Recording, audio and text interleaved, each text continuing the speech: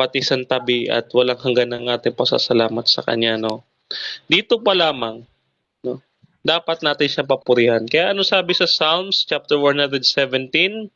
Praise the Lord, all you Gentiles, for His merciful kindness, great towards us. Sa Tagalog, sapagkat ang Kanyang maawaing kabutihan ay napakadakila sa atin. At ang Kanyang katotohanan, ang katotohanan ng Panginoon ay mananatili magpakailanman. Punta po muna tayo sa technical, no? At yung salitang Lord ay mapapansin natin na ang sabi diyan ay Jah or Yah sa Hebrew. Yan. Praise the Lord, ang pagkakatranslate po niya ay Hallelujah. Ito yung pangalan ng Panginoon. Yan. Sa Greek ho ay Alleluia. Okay?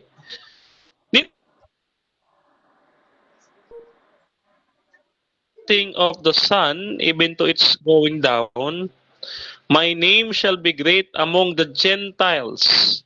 In every place incense shall be offered to my name, and a pure offering for my name shall be great among the nations, says the Lord of hosts. Anong ibig sabihin nito, mga kapatid? Yung pangalan ng ating Panginoon magiging dakila sa mga hintil. Sapagkat alam natin, yung mga hintil kasi sa Bagong Tipan, kasi doon lamang natin sila nakilala sapagkat ang Lumang Tipan talaga ay kasaysayan ng mga Hudyo. Pagdating sa Bagong Tipan, ito yung mga kinaharap ni Pablo na sumasamba sa Diyos-Diyosan. Yan. So, wag niyo isipin na sila Katoliko ha, kasi iba yung Diyos-Diyosan doon, sina Artemis, si Zeus, ganyan. So, pero magkatulad sila, no? Ngayon, dito, mga kapatid, katulad yan sa Acts, no? Ito, punta tayo sa Acts, panahon ng mga hintil. Acts chapter 2, verse 21. It shall come to pass that whoever calls in the name of the Lord shall be saved. Ganyan yung kabutihan ng Panginoon. Sabi niya, ang kanyang pangalan ay magiging dakila sa mga hintil.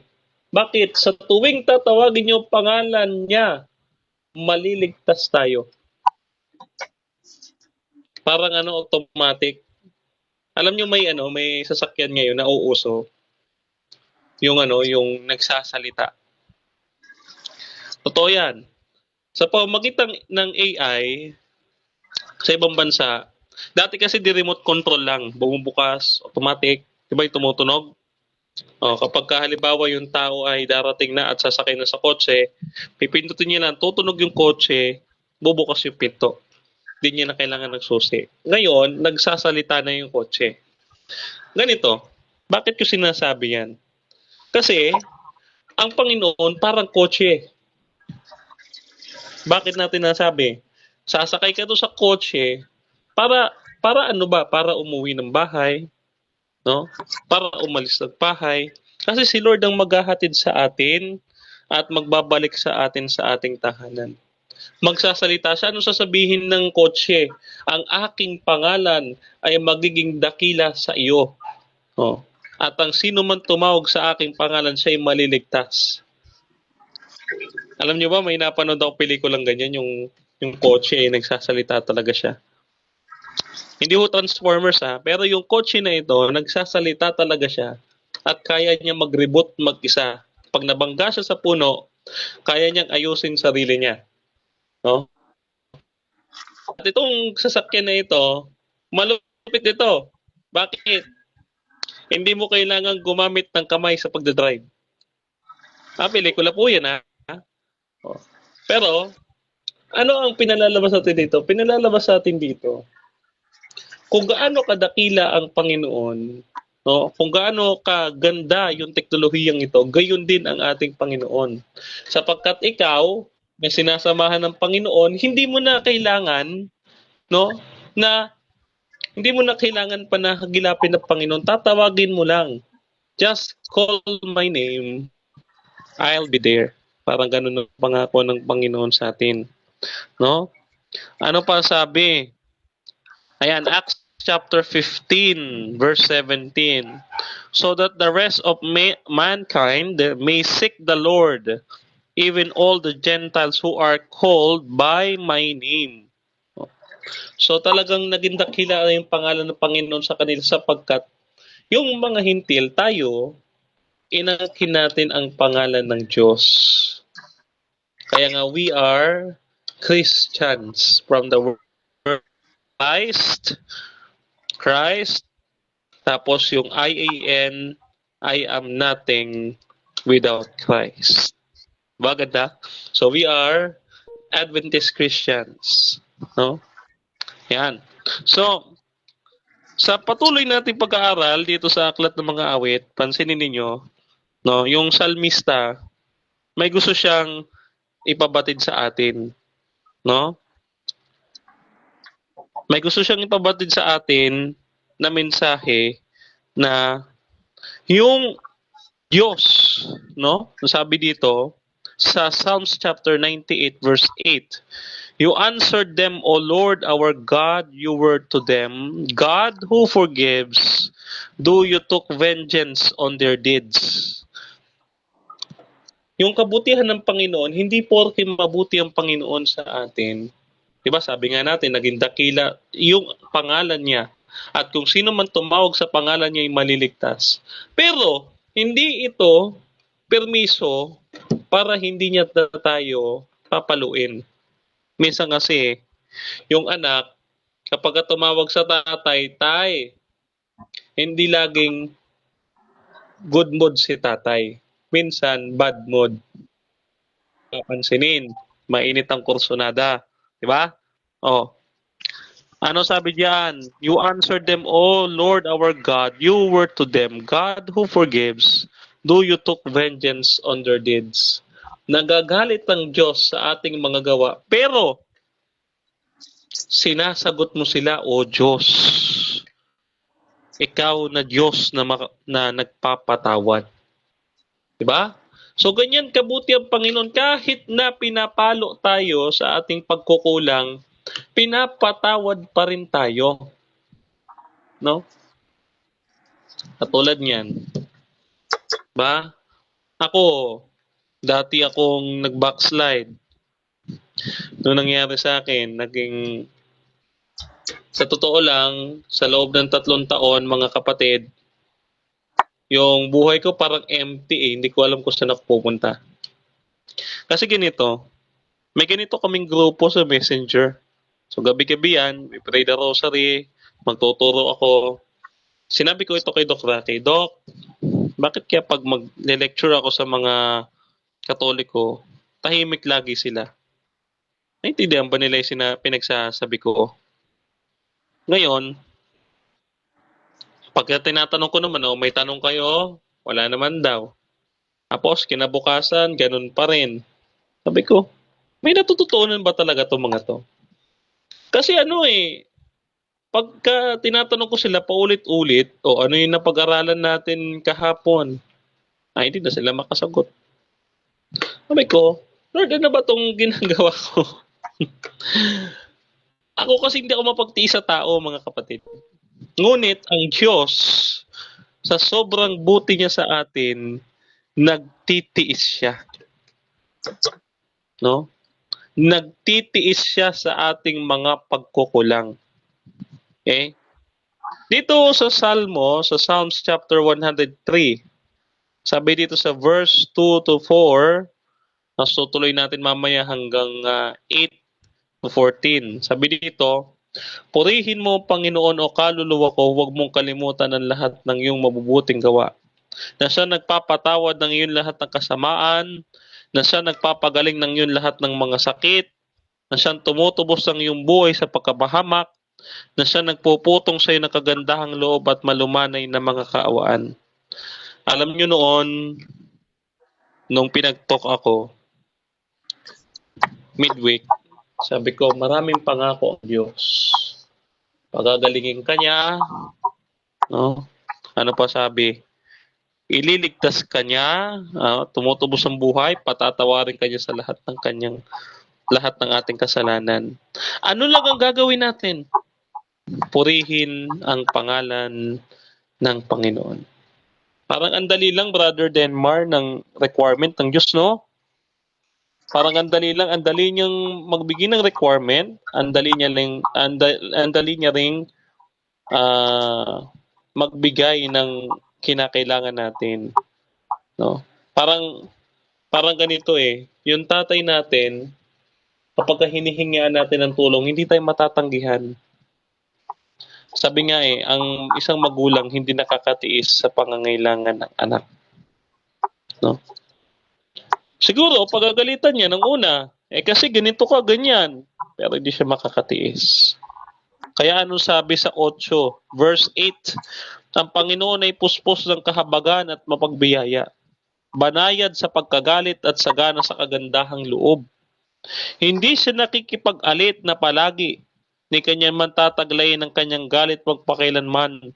Siya'y hindi gumawa sa atin ayon sa ating mga kasalanan, hindi gumantiman sa atin ayon sa ating mga kasamaan. Sipin niyo yung mga kapatid. Pinapakita dito talaga na ang Diyos, pag siya'y nagagalit, galit lang. Hindi magtatagal. Bakit? Yung kanyang kahabagan, mas matimbang kaysa doon sa galit niya sa atin. Hindi siya gumaganti. Dito sa talata. Hindi siya gumaganti sa ating kasamaan. Bakit kaya pinananatili ng Diyos ang mga masasama? Di ba nandun yung sa Sabbath school natin nung nakaraan? Nasa Sabbath school natin nung nakaraan yan na bakit pinananatili?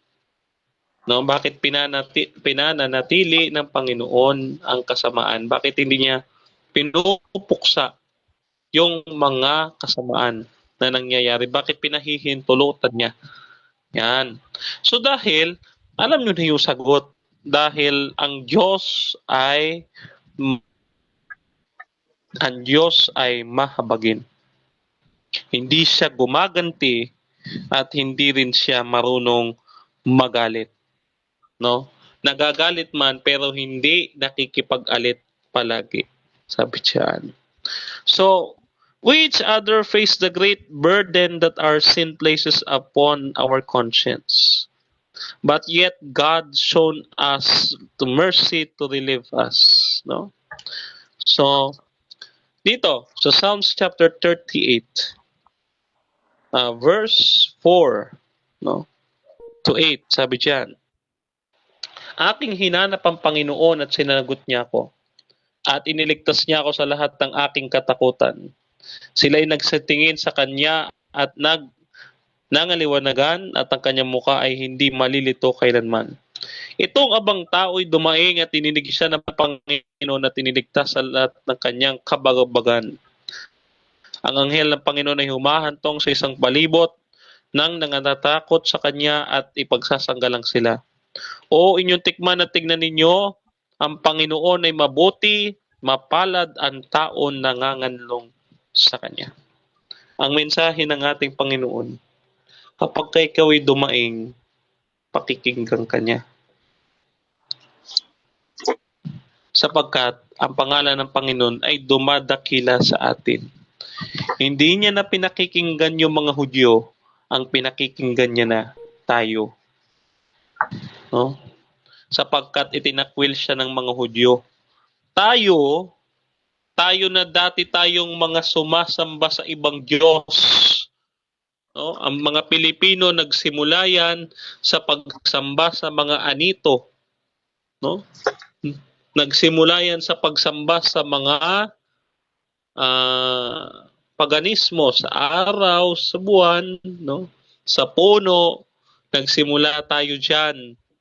Pero nang makilala natin ang Panginoon, mga kapatid, noong walang Diyos sa ating mga buhay, puro lang tayo trabaho, puro lang tayo kalayawan dito sa mundo, puro lang tayo mga sarili natin ang iniisip natin kasi lahat kaya natin gawin eh.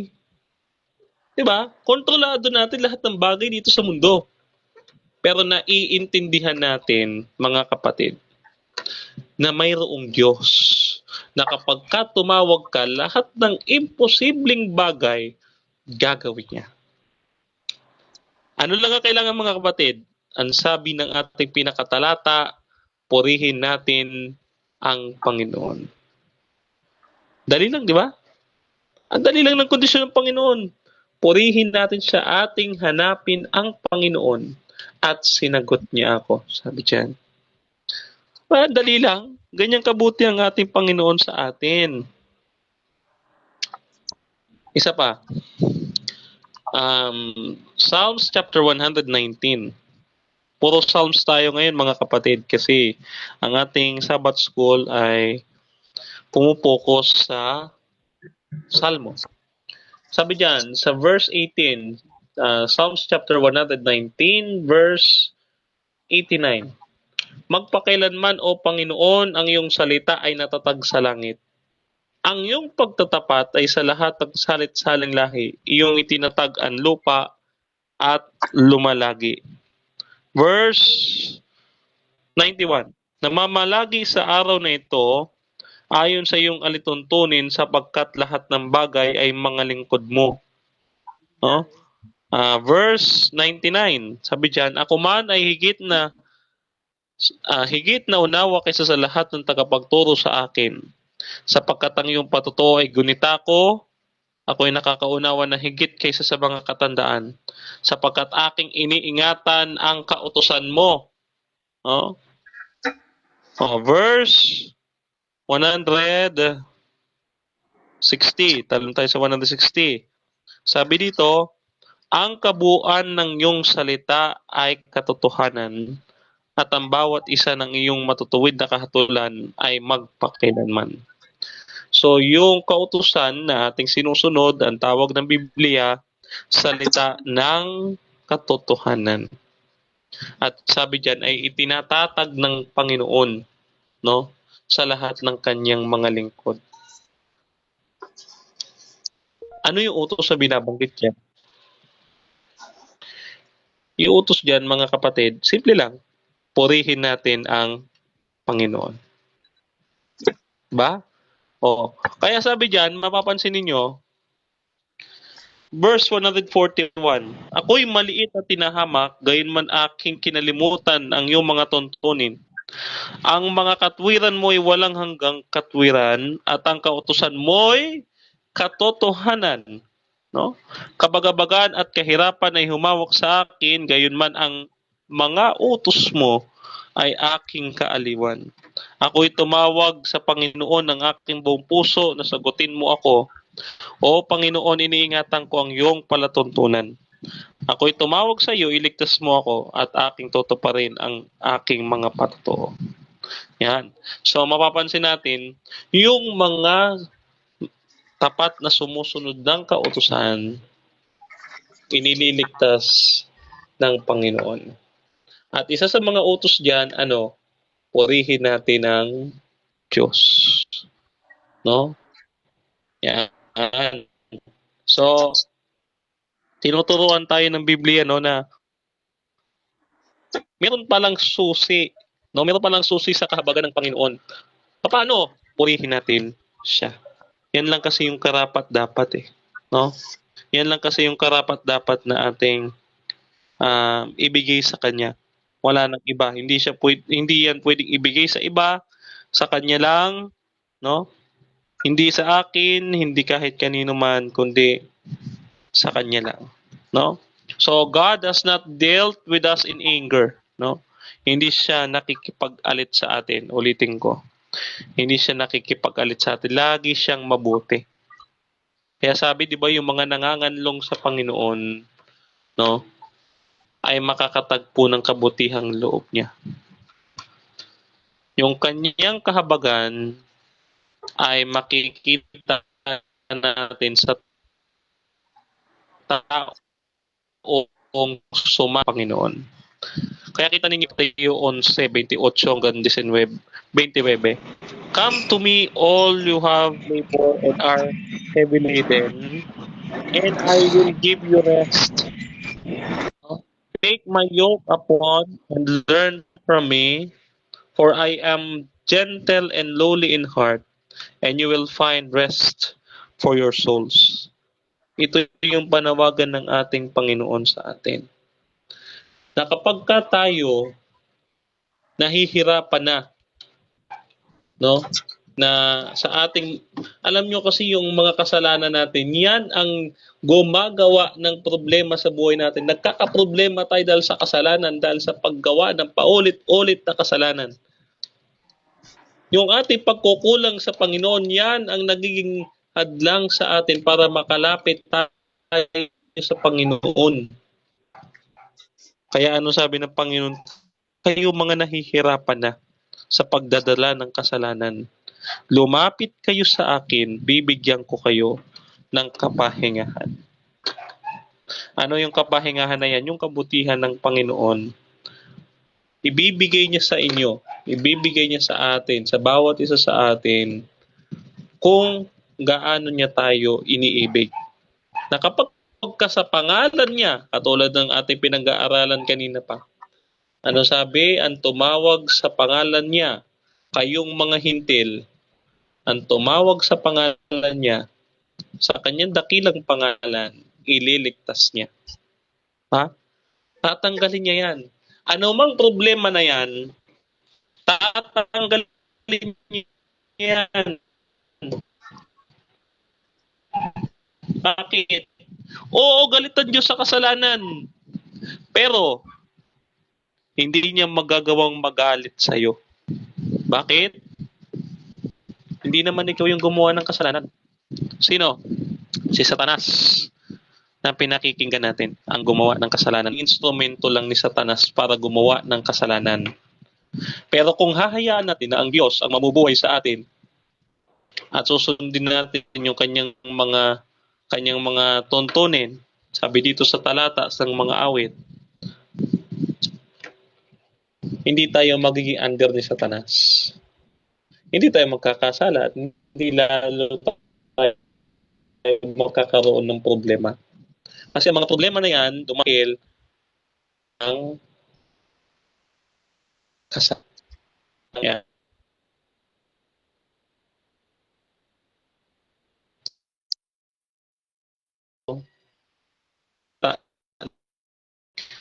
Or huling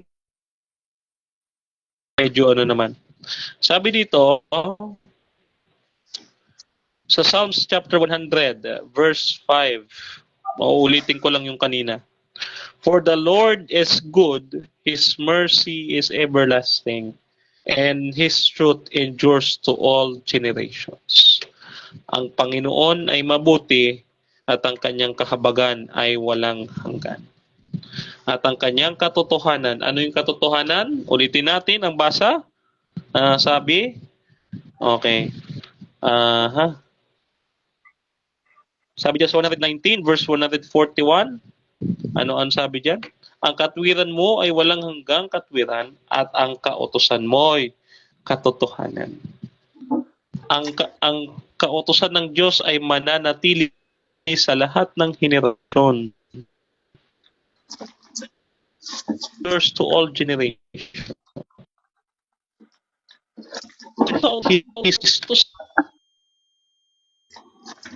Sabi niya, hindi truth endures.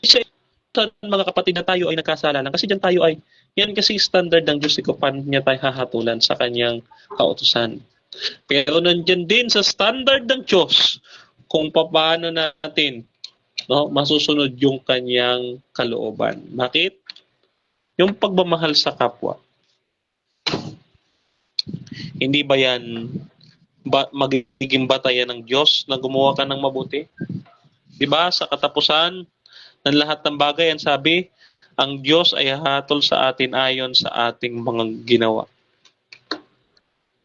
So kung ikaw ay nagmamahal sa iyong kapwa, ano sabi ng Panginoon? Ang tumuturing sa mga maliliit na ito, ay siyang makakapasok sa kaharian ng langit. At ano ang pangako ng Diyos sa mga taong umaasa sa kanyang kabutihan at sa kanyang kahabagan na walang hanggan? Ang sabi sa Hebreo 13:8, Jesus Christ is the same yesterday, today, and forever. Hindi siya magbabago magpakailanman. Ang ating Diyos, hindi siya magbabago magpakailanman. No? At ano ang sabi? Hebreo 4:11 hanggang 13. Magsisikap nga tayo ng pagpasok sa kapahingahang yaon. No? O panghuwag marapa ang sino man ayon sa gayong halimbawa ng pagsuway. Kaya ito, yung taong nangingini ng Sabat, hindi siya gumagawa ng pagsuway. Bakit? Sabi dito, sinisikap niyang pumasok sa kapahingahang yaon. Sapagkat ang salita ng Panginoong Diyos ay buhay at mabisa at mataas kaysa sa alinman tabak, na may dalawang talim at bumabaon hanggang sa paghihiwalay ng kaluluwa at espiritu, ng mga kasukasuan at ng utak, at madaling kumilala ng mga pag-iisip at mga haka ng puso. At walang anumang nilalang na hindi nahahayag sa kanyang paningin. Ngunit ang lahat ng bagay ay hubad at hayag sa harapan ng mga mata niyang niyaong ating pagsusulitan. Yaman nga tayo mayroong isang lubhang dakilang saserdote na pumasok sa kalangitan. Si Jesus na anak ng Diyos ay ingatan nating matibay ang ating pagkakakilala. Sapagkat tayo'y walang isang dakilang saserdote na hindi maaring mahabag sa ating kahinaan, kundi isa na tinukso sa lahat ng mga paraan, gaya rin natin gayon may walang kasalanan.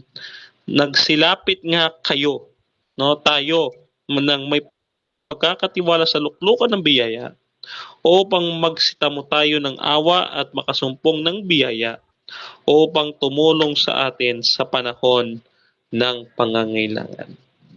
Yan ang pangako ng ating Panginoon. Yan ang ating idadalangin mamaya, no? Idalangin natin, mga kapatid, no, na sa pamamagitan ng mga salitang ito na ipinahahayag sa atin ng Diyos, no, na mayroon tayong Diyos na mahabagin sa ating kahinaan. Ang kailangan lang natin lumapit sa Kanya. Nung kaya nung kinanta ko last time dun nung nakaraang Sabat sa West Krame SDA Church. Ano yung kanta? Ang sabi, lumapit sa Kanya. Diba? Ibigay mo ang buong puso at yung buong kaluluwa. Diba? So, yan yung kanta, mga kapatid, actually, na una kong inibig sa ating church. Yan. Isa yan sa mga paborito kong kanta sa ating church na kapag ka naririnig ko, nagpapaiyak sa akin. Bakit? Ang sabi kasi ng lyrics nila, lumapit tayo sa Kanya. Ibig sabihin, bagaman tayo makasalanan, ang sabi ng Diyos, lumapit ka pa rin sa akin.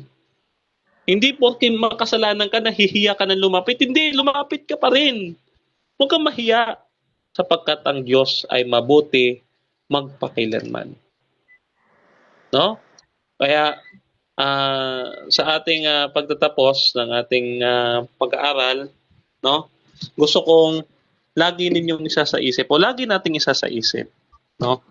Lagi nating isa sa isip yung ating laging sinasabi sa church. Ano 'yan? Ang lagi nating sinasabi sa church, no? God is good all the time, and all the time God is good, no? So kapag tayo may problema, ba? Pagka tayo may problema, ang solusyon lang, tatawag tayo sa ating Panginoon, no? Papurihan natin siya, no? At tawagin natin siya sapagkat hindi magdadalawang isip ang Diyos na iligtas tayo dahil siya ay Diyos ng pag-ibig, siya ay Diyos ng awa, siya ay Diyos ng siya ay Diyos na hindi marunong magalit. No?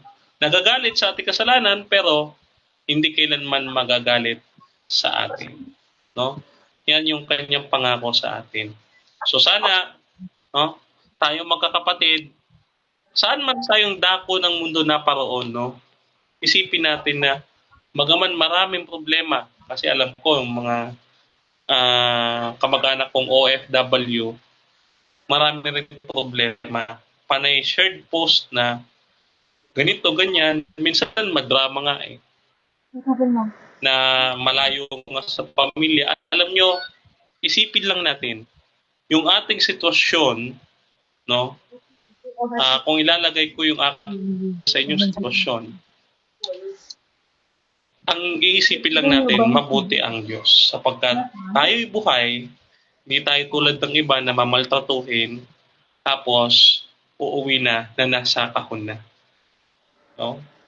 Yun ang ating ipagpanginoon. Sapagkat bagaman tayo nasa ibang bansa, tayo ay nananatiling buhay at nagpupuri sa ating Panginoon. Ibig sabihin, may pagkakataon pa rin tayo sa ating mga buhay na paglingkuran ang ating Panginoon. Bagaman tayo ay naging mapagpabaya noong una, noong dati na hindi pa natin sa lubhang nakikilala, no? Ay ngayon, hindi niya tinatanaw yung binura niya na yon. Kinalimutan na ng Diyos yun. Ang mahalaga na lang sa Diyos ngayon, yung ating ginagawa ngayong araw na ito. Yun ang mahalaga sa Kanya, yung paglilingkuran mo siya. Sabi kasi sa Ecclesiastes 12:13, no, ang buong katungkulan ng tao ay matakot sa Diyos, mga utos. Yun ang buong katungkulan ng tao sa Kanya. At isa sa mga utos na yan, nasa Apokalipsis 14:6. Anong sabi? Matakot kayo at sumamba, no, sa Diyos na gumawa ng langit at ng lupa at lahat ng bagay na nandito.